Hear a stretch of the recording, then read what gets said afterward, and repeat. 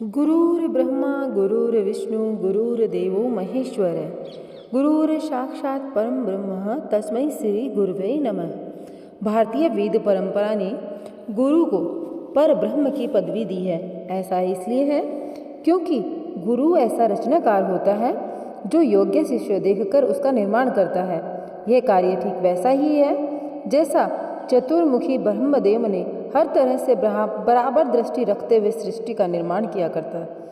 कार्य की इसी समानता के कारण गुरु की पदवी ब्रह्म के समान रखी गई है। इस पदवी के आगे स्वयं त्रिदेव भी नतमस्तक होते हैं। मैं आप लोगों को आज जब गुरु पूर्णिमा है तो गुरु पूर्णिमा के अवसर पर बहुत ही पावन और पुण्य फलदायी कथा सुनाने वाली हूँ। साथ ही आप लोगों को गुरु पूर्णिमा के महत्व की जानकारी भी देने वाली हूँ, तो वीडियो को अंत तक देखिएगा। देखिए, आपको बताएं कि हमारे सनातन धर्म में आप लोगों ने सुना होगा, गुरु गोविंद दोऊ खड़े काके लागू पाए, बलिहारी गुरु आपने गोविंद दियो बताए। अर्थात भगवान से भी बड़ी पदवी हमारे सनातन धर्म में गुरु को दी गई है, क्योंकि गुरु ही हमें भगवान तक जाने का रास्ता बतलाते हैं। तो चलिए इस पावन कथा को पहले सुनेंगे, उसके बाद में हम बाकी सारी जानकारी ग्रहण करेंगे। लेकिन आगे बढ़ने से पहले आप कमेंट बॉक्स में लिखिए ओम गुरुवे है नमः। तो चलिए बिना देरी किए शुरू कर लेते हैं अपनी ये कथा। देखिए, गुरु ऋषि धौम्य और शिष्य आरुणि व उपमन्यु की यह कथा है। प्राचीन काल में ऋषि धौम्य के गुरुकुल में देश दुनिया से छात्र वेद वेदांग का अध्ययन करने आते थे। इन्हीं में से थे आरुणि व उपमन्यु। दोनों ही महान गुरु भक्त थे। हालांकि यह सिद्ध न हो सका कि उनकी गुरु भक्ति में कितनी श्रद्धा है। एक दिन महर्षि धौम्य ने उपमन्यु को गौ चराने का आदेश दिया। वह उसके नित्य कर्म में शामिल हो गया। अब कुछ समय बीतने पर गुरु ने उसे बुलाया और कहा, अरे उपमन्यु, तुम तो काफ़ी हट्टे कट्टे हो। गऊ चराते हुए भोजन का प्रबंध कर लेते हुए उपमन्यु ने कहा, जी गुरुदेव, गुरु कृपा से भिक्षा मिल जाती है। ऋषि धौम्य ने कहा, नहीं, तुम्हें बिना मुझे निवेदित किए भिक्षा नहीं खानी चाहिए। उपमन्यु ने बात मान ली। कुछ हफ्तों बाद गुरु ने फिर पूछा, उपमन्यु, भोजन का प्रबंध कैसे करते हो? उपमन्यु ने कहा, पहली भिक्षा आपको निवेदित कर दूसरी मैं खा लेता हूँ। गुरु ने कहा, यह तो अन्याय है, तुम अन्य ब्राह्मणों के हिस्से पर लोभी बन रहे हो। उपमन्यु ने बात मान ली। कुछ दिनों बाद गुरु ने फिर भोजन प्रबंध के बारे में पूछा तो उपमन्यु ने सिर्फ गऊ का दूध पीने की बात की, लेकिन गुरु ने उस दूध को बछड़े का हिस्सा बताते हुए उसके लिए भी मना कर दिया और उपमन्यु ने बात मान ली। कुछ दिन ऐसे ही बीत गए। एक शाम आरुणि सोच रहा था कि गुरुदेव ने सारे आदेश उपमन्यु को ही क्यों दिए, मुझे सेवा का अवसर नहीं दिया। वर्षा काल बीतने को था। शीत ऋतु के आने का संकेत था। शाम को मेघ घिर आए और कुछ ही देर में वर्षा होने लगी। इतने में गुरु ने आदेश दिया, जाओ आरुणि, खेत की मेड़ ठीक कराओ। इधर आरुणि खेतों को गया और उपमन्यु गौशाला में गायों को बांध रहा था। कुछ कृषकाय लग रहा था। गुरु धौम्य ने उसे देखा तो पूछ बैठे कि उपमन्यु, भोजन का प्रबंध कैसे किया? उपमन्यु ने कहा, गायों का दूध पीने के बाद बछड़ों के मुंह से जो फेन लग जाता है वह पी लेता हूँ। गुरु धौम्य ने डांटते हुए कहा, तुम बछड़े का हिस्सा कैसे पी सकते हो? यह निषेध है तुम्हारे लिए। अब गुरु चले गए, लेकिन उपमन्यु दिन भर का भूखा रह गया। वह वन की ओर चल पड़ा। मार्ग में कुछ पौधों के पत्ते खाकर उसने भूख मिटाने की सोची, लेकिन अतृप्त रहा। इधर बारिश तेज होने लगी थी। आरुणि मेड़ पर जितनी मिट्टी डालता, पानी उसे बहा ले जाता था।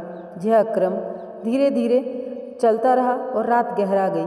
बरसात ही के रुकने का नाम नहीं ले रही थी। इधर भूख से व्याकुल उपमन्यु वर्षा में भोजन के लिए भटक रहा था। मार्ग में आक के पौधे थे। चौड़े पत्तों का अनुभव कर उसने इन्हें खाने का यत्न किया, लेकिन अंधेरे में देख नहीं पाया कि ये आक के पौधे हैं। जैसे ही झटके से पत्ता तोड़ा, उसका दूध छिटककर आंखों में चला गया और उपमन्यु अंधा हो गया। इधर आरुणि लगातार मेड़ बांधते हुए थक गया। उसने विचार किया कि वह खुद ही क्यों नहीं मेड़ पर लेट जाता। इस तरह आरुणि खेत की मेड़ पर लेट गया।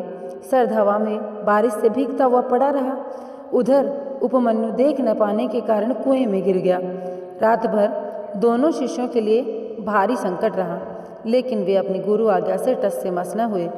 अगले दिन दोनों ही शिष्यों को आश्रम ने न पाकर धौम्य ऋषि ने दिव्य दृष्टि से उनकी स्थिति देखी तो द्रवित हो उठे। अन्य शिष्यों की सहायता से उन्होंने दोनों कुमारों को उनके संकट से उबारा और अश्विनी कुमारों की स्तुति करते हुए उन्हें पुनः निरोगी बनाया। ऐसे गुरुभक्त शिष्य पाकर ऋषि धौम्य पुलकित हुए जा रहे थे। उन्होंने दोनों को वरदान में वेद वेदांग का सारा पाठ स्मरण कर दिया। गुरु शिष्य की यह कथा अमर हो गई। और आपको बता दें कि देखिए, गुरु पूर्णिमा आज हम अपने गुरुजनों को अपनी तरफ से आदर भाव प्रकट कर सकते हैं। हम अब सतयुग में नहीं रहते, हम कलयुग में रहते हैं। आज जैसे समय के अनुसार हर चीज़ की परिभाषा बदली है, वैसे गुरु की परिभाषा भी बदल चुकी है। पहले जैसा कुछ नहीं रहा। तो हमें क्या करना चाहिए और क्या नहीं करना चाहिए, यह विचार करने योग्य है। देखिए, आपको बता दें कि योग संस्कृति में शिव को भगवान के रूप में नहीं देखा जाता। उन्हें पहले योगी, आदि योगी के रूप में देखा जाता है। 15,000 साल पहले एक योगी हिमालय के ऊपरी क्षेत्रों में दिखाई दिए थे।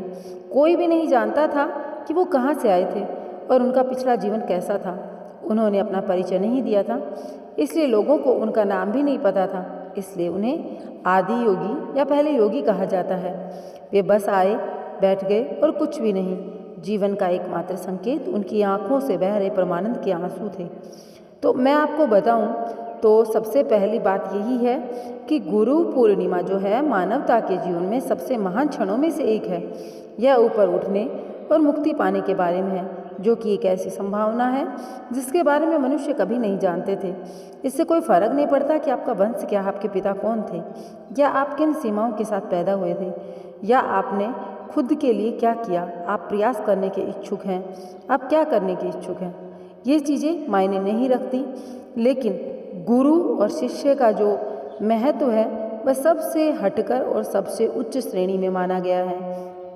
तो अपने गुरु के लिए आज गुरु पूर्णिमा के दिन आप अगर और कुछ नहीं कर सकते तो उनके पास जाकर उनके चरणों में नतमस्तक होकर अपने जीवन के जिस भी क्षण में, जिस भी पड़ाव में आप हैं, वहाँ तक आने के लिए आप उनका धन्यवाद जरूर कहें। और मैं अब आप लोगों से मिलना चाहूँगी एक नए वीडियो के साथ में। जय श्री कृष्ण, राधे राधे।